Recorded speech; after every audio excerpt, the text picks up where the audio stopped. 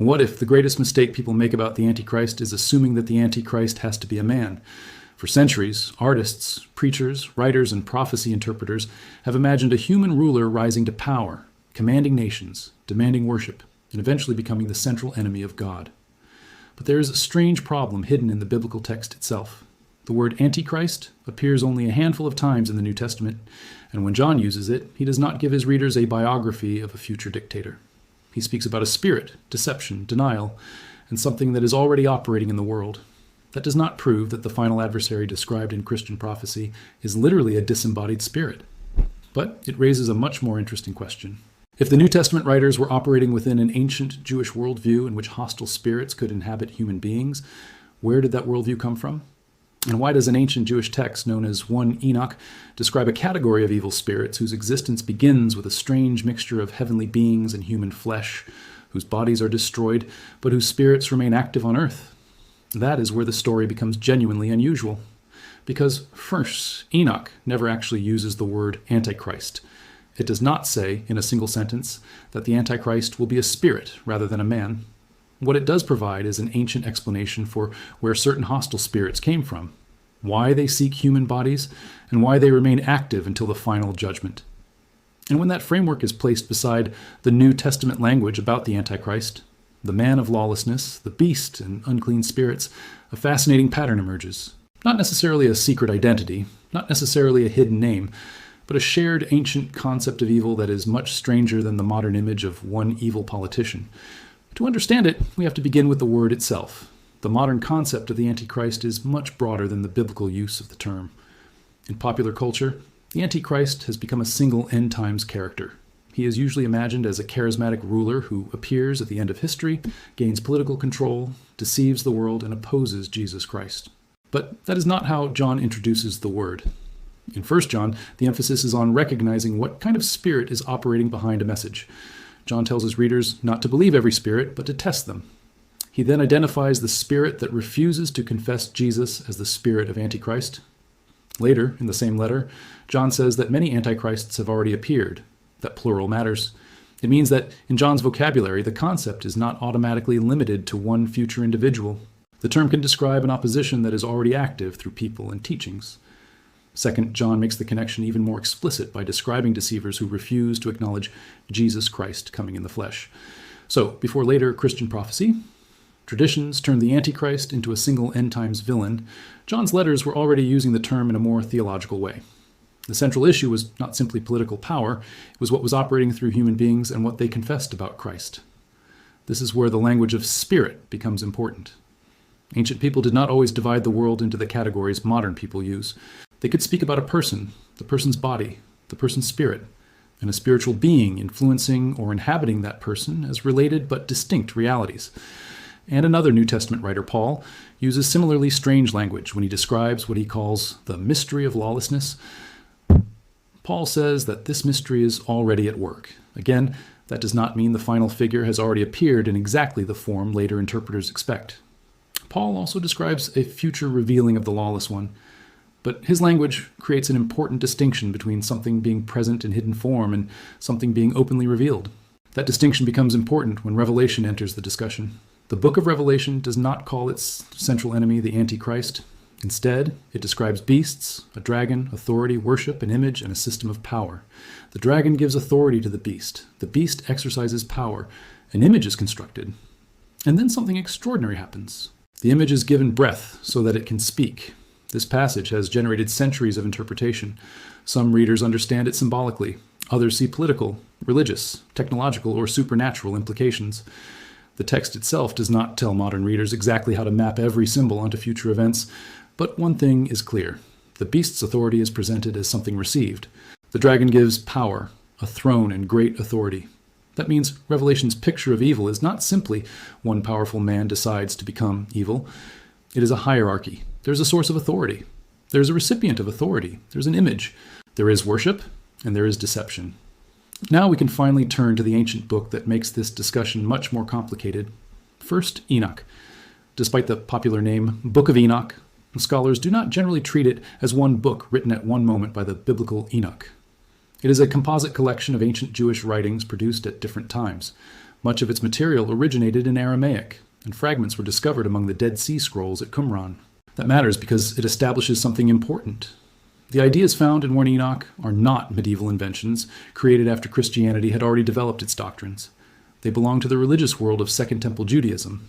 In other words, they provide a window into the kinds of ideas that existed before and around the time of the New Testament. And the strangest part begins with the Watchers. According to the opening sections of 1 Enoch, a group of heavenly beings known as the Watchers descend to earth. They do not merely observe humanity, they cross a boundary. They take human women as wives. Their union produces enormous offspring, commonly associated with the Nephilim tradition. The story then becomes a catastrophe. The giants become violent. They consume resources. They turn against humanity. The earth fills with destruction. And divine judgment follows. At first, this sounds like an expanded version of Genesis chapter 6, but then 1 Enoch introduces an idea that becomes central to the entire story. The bodies of the giants can die. But something remains. Their spirits continue.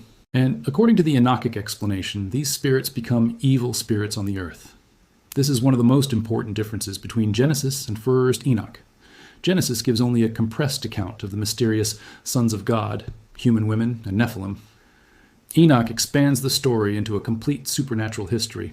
The Watchers are heavenly beings who transgress. Their offspring are hybrid giants. The giants are destroyed. The spirits that emerge from their bodies remain, and those spirits become hostile forces operating among humanity. This gives 1 Enoch a remarkably specific explanation for something the later biblical texts simply assume. Where do evil spirits come from? In the Enochic tradition, at least one category of them comes from the dead giants. Their fathers, the rebellious Watchers, are imprisoned. Their offspring are not. That distinction is crucial. The Watchers are judged and restrained. The spirits of the giants remain active. And true Enoch describes their activity in disturbing terms. They afflict, they oppress, they destroy, they attack, they cause trouble, they engage in conflict against humanity. And the text places their final judgment at the end of the age. This creates an ancient supernatural timeline. The rebellion happens, the catastrophe happens. The bodies die, the spirits survive. The spirits remain active, and their final judgment is postponed. That is remarkably close to the conceptual world that appears in later stories about unclean spirits. Consider the gospel accounts. Jesus encounters spirits that speak. They recognize him. They understand who he is. They resist being expelled. And in one famous episode, a group of spirits inhabiting a man identifies itself as Legion. The point is not that the gospel writers are secretly quoting every detail of 1 Enoch. The point is that both texts inhabit a world in which hostile spirits can interact with human bodies. In Matthew, Jesus describes an unclean spirit leaving a person and wandering through dry places, searching for rest. The spirit eventually considers returning to the house it left. That metaphor is striking. The human body is treated as a house, a residence, a place of occupation. Again, this does not prove that every New Testament demonology comes directly from 1 Enoch. Jewish ideas about spirits existed in many forms, and the development of these traditions was complicated. But the Enochic tradition provides a very old and coherent explanation for why such spirits might seek human habitation. They are beings whose origin is tied to the boundary between spirit and flesh. They have no ordinary human body of their own. Their former bodies are gone, yet they remain active. That gives their behavior a logic. They are not simply invisible villains wandering randomly through the universe. They are displaced beings connected to embodiment. And this is where the title of our investigation becomes more interesting. What if the ancient question was never simply, who is the Antichrist? What if the deeper question was, what kind of spiritual power can operate through a human being? That is a very different question, and it is much closer to the actual language of the earliest Christian texts. John speaks about a spirit of Antichrist. Paul speaks about a mystery of lawlessness already at work. The Gospels describe spirits entering or leaving human beings. Revelation describes supernatural authority operating through a beast and an image. And 1 Enoch provides an ancient Jewish explanation for a category of hostile spirits, whose origin is connected to bodies. But there is another part of 1 Enoch that makes the story even stranger. Chapter 69. This chapter is not a straightforward Antichrist prophecy. It is not a prediction saying, one day a spirit will possess a ruler. Instead, it contains a collection of traditions about angels, forbidden knowledge, divine authority, and an oath associated with the structure of creation. One of the figures named there is associated with the divine oath and a hidden name. The text describes a mysterious power connected with the ordering of heaven, earth, the waters, and the movements of the heavenly bodies. A figure seeks knowledge of the hidden name, and Michael is associated with guarding it. This section has been the subject of serious scholarly analysis because its traditions are complex and its textual history is complicated. Scholars have noted that chapter 69 combines different traditions concerning angelic knowledge, the divine oath, Michael, and the divine name. That is important because popular retellings often make the chapter sound like it contains a simple supernatural weapon. It does not. The ancient text is more complicated. It presents divine authority through the language of an oath and a hidden name, connecting that authority with the stability of creation. The significance is theological. The power of God is not merely political power, it is cosmic authority.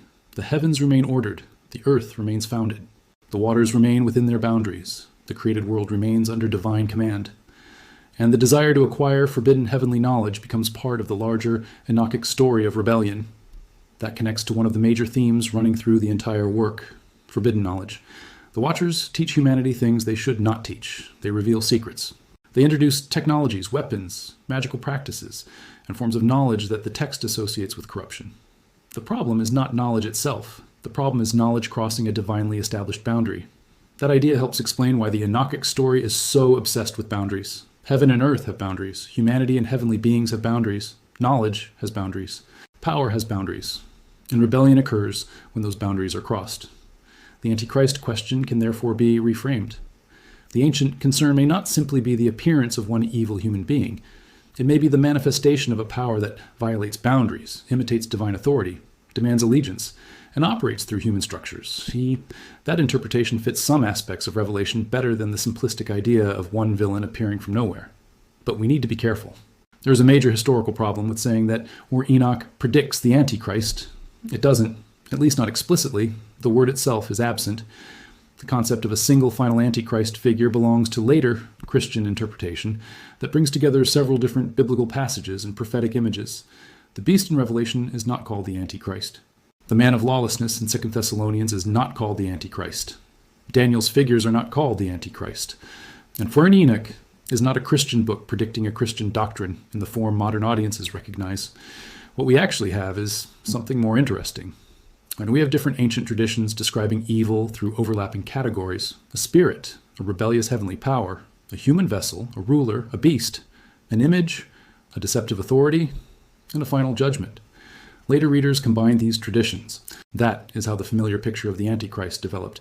But the ancient texts themselves preserve distinctions that popular culture often erases. This matters especially when we return to John's letters. John does not say that the Antichrist is one specific man. He says there are many Antichrists. He speaks of the spirit of Antichrist. He describes deception already present among his readers. And he connects the issue to the confession of Jesus Christ. This is why the phrase, "the Antichrist won't be a man," is too absolute if presented as a direct statement from Enoch. Enoch never says that. A more accurate conclusion is that the Enochic tradition gives us an ancient model in which evil spirits can operate through embodied beings. That model can help explain why some later readers interpreted the final enemy not merely as an individual politician, but as a spiritual power expressed through a person or institution. That distinction may sound small. It is not, because it changes the entire meaning of the final adversary. If the body is only the vessel, then identifying the person becomes secondary. The real question becomes what power is operating through the person. And this idea is not unique to apocalyptic literature. It appears repeatedly throughout ancient religious thought. A ruler can embody an empire. A beast can symbolize a kingdom. An image can represent a deity. A human being can become the instrument of a spiritual power. In that world, the individual and the power behind the individual are not necessarily the same thing. That is one reason Revelation can describe a beast receiving authority from the dragon. The beast is powerful, but it is not ultimate. Its authority is derivative, and that distinction becomes essential at the end of the story, because Revelation ultimately portrays every rival authority as temporary. The beast can rise, it can deceive, it can dominate, it can demand worship, but it cannot become God. Its power has a limit. Its throne is temporary. Its authority is judged. That is also where Enoch's story ultimately leads.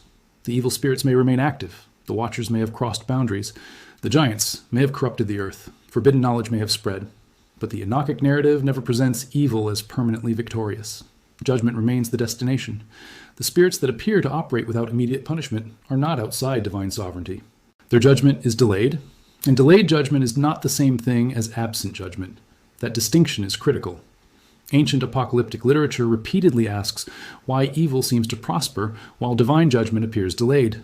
Why are the wicked not immediately destroyed? Why are corrupt rulers allowed to dominate? Why do hostile spiritual forces appear to act freely? The answer given by apocalyptic literature is often that history is moving toward a predetermined judgment. The delay is temporary, the apparent freedom of evil is limited, and the final courtroom belongs to God. This is why the Book of Enoch is more than a collection of strange stories about angels and giants. It is an attempt to explain the existence of evil in a world that is supposedly governed by a just God. Its answer involves rebellion, forbidden knowledge, corrupted boundaries, spiritual beings, human violence, and delayed judgment. And when you understand that framework, the New Testament language about spiritual opposition becomes easier to place historically.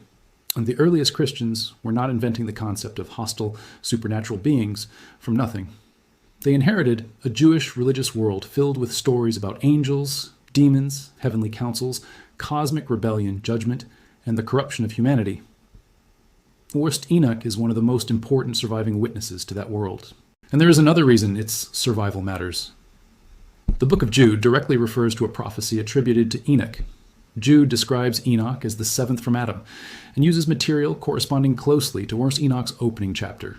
That proves that at least one New Testament author knew Enochic tradition and considered it useful to his argument. But a quotation does not automatically mean that every statement in 1 Enoch became canonical scripture for every Christian community. That distinction is important. The Christian world eventually divided over the status of Enoch.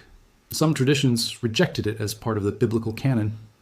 The Ethiopian Orthodox Tewahedo tradition preserved it as scripture.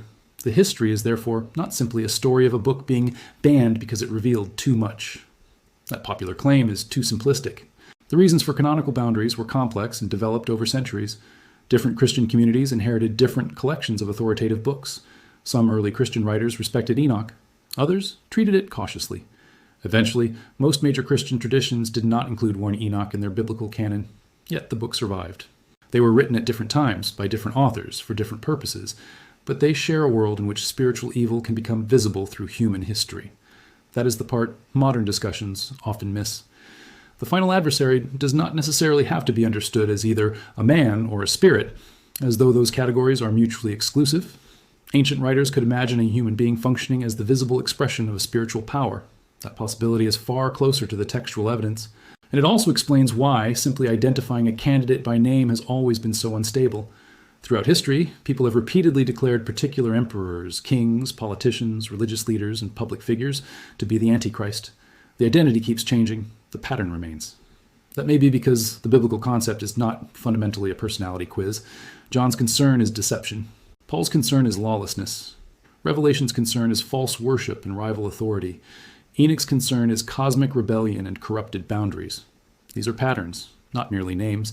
And if that is true, then the most disturbing possibility is not that the Antichrist will walk into history wearing a particular face.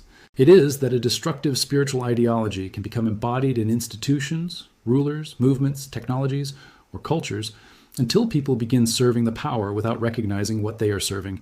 That is a much more ancient idea than modern conspiracy theories. And it is also much more difficult to identify. A dictator can be recognized. A system is harder. A spirit is harder still. Because a spirit, in the language of these texts, does not need to announce itself. It can operate through something else. That is precisely why John tells his readers to test the spirits. The command assumes deception. It assumes that something can speak through apparently legitimate channels. And it assumes that appearances are not enough.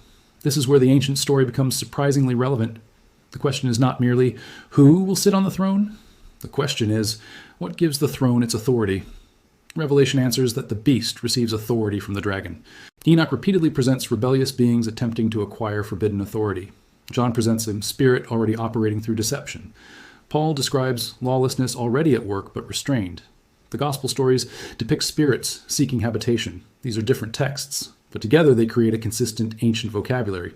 Power can be spiritual before it becomes political. Authority can be invisible before it becomes visible, and evil can operate through a human body without originating from that human body. That does not prove a particular end times scenario. It does not prove that the Antichrist will literally be a demon. It does not prove that a future ruler will be possessed. And it certainly does not allow us to identify a current public figure as the final enemy. But it does show why the ancient world could imagine the final enemy in a much more complicated way than modern prophecy charts sometimes suggest. The deepest warning may not be about recognizing one face. It may be about recognizing one pattern, a power that imitates divine authority. a power that demands absolute allegiance, a power that transforms deception into truth, a power that turns an image into an object of worship, a power that crosses boundaries that were never meant to be crossed, and a power that appears unstoppable until the moment divine judgment arrives.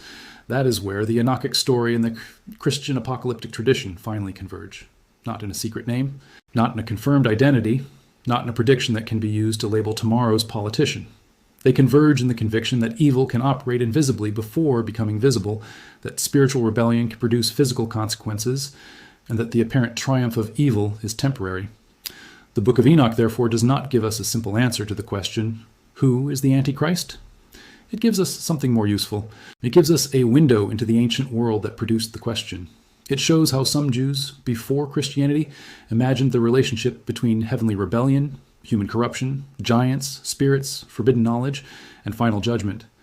And when those ideas are placed beside the New Testament, we can see why the language of spirits, embodiment, deception, and authority became so powerful. The Antichrist, in John's letters, begins not as a single man waiting somewhere in history. It begins as opposition to Christ. The man of lawlessness in Paul is associated with a mystery already operating. The beast of Revelation receives authority from another power. And friend Enoch describes evil spirits whose existence continues after their physical origin has been destroyed. None of these passages should be flattened into one sentence, but neither should their shared ancient worldview be ignored. Perhaps the most important lesson is that the ancient authors were less interested in predicting the name on a throne than in explaining what kind of power could corrupt the world from behind it. And that leads to the final question. If the throne is occupied by a human ruler, does the human being necessarily represent the entire power? Or could the ancient texts be warning about something deeper? Something that uses human authority rather than merely possessing it? Something that works through bodies, institutions, images, ideology, and worship? Something that can appear human while representing something far older? That is the possibility that makes the Enochic tradition so fascinating. Not because it secretly names the Antichrist, it does not. Not because it contains a hidden prophecy that scholars have somehow refused to acknowledge, it does not. But because it preserves an ancient way of thinking about evil that modern readers often forget existed. In that worldview, the visible world is not the whole story. A body can be inhabited. A ruler can become an instrument. An image can become an object of worship. Authority can come from somewhere beyond the visible throne. And a spiritual rebellion can continue long after its original physical consequences have disappeared. That is why the final adversary, in ancient Christian imagination, could be understood as more than a man. The man could be the face. The throne could be the instrument. The system could be the mechanism. But the real enemy could be the power operating behind them. Whether that is ultimately how future events will unfold is a matter of interpretation and faith, not something one Enoch can prove. What the ancient texts can show us is the framework, and that framework is far stranger than the popular image of one evil ruler walking onto a stage. The story begins with spirits. It moves through bodies. It enters human history. It becomes authority. It demands allegiance. And eventually, according to the apocalyptic vision, it meets judgment. That may be the most important detail of all, because in both Enochic and Christian apocalyptic thought, evil is never the final owner of the throne. It may occupy, it may deceive, it may dominate, it may appear to possess unlimited authority, but its authority is borrowed, its reign is temporary, and its final destination is judgment. So perhaps the real warning of the Book of Enoch is not that the Antichrist will not be a man. The warning is more unsettling. Do not assume that because something looks human, its power must come from humanity. Do not assume that because a throne is occupied by a person, the person is the ultimate source of authority. And do not assume that the most dangerous form of evil will announce itself as evil. The ancient texts were obsessed with deception precisely because deception works by looking like something else. That is why John says to test the spirits. That is why Paul speaks about a mystery already at work. That is why Revelation describes false worship and borrowed authority. And that is why Enoch spends so much time explaining how boundaries were crossed, how forbidden knowledge spread, and how spiritual rebellion became embedded in the human world. The mystery is not simply who sits on the throne. The mystery is what takes the throne when humanity stops asking where its authority comes from. And that question is much older than the word Antichrist. It reaches back to the ancient stories of the Watchers, the giants, the spirits, and the rebellion that began when heavenly beings crossed into the human world. The bodies died. The story did not. The spirits remained. The traditions survived.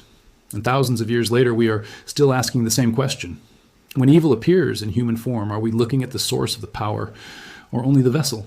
If you found this exploration of Enoch ancient Jewish traditions and the origins of the Antichrist concept fascinating, subscribe to the channel. More importantly, keep questioning the assumptions behind the stories we think we already understand. Ancient texts often become most interesting when we stop asking what we were told they say and start asking what they actually say.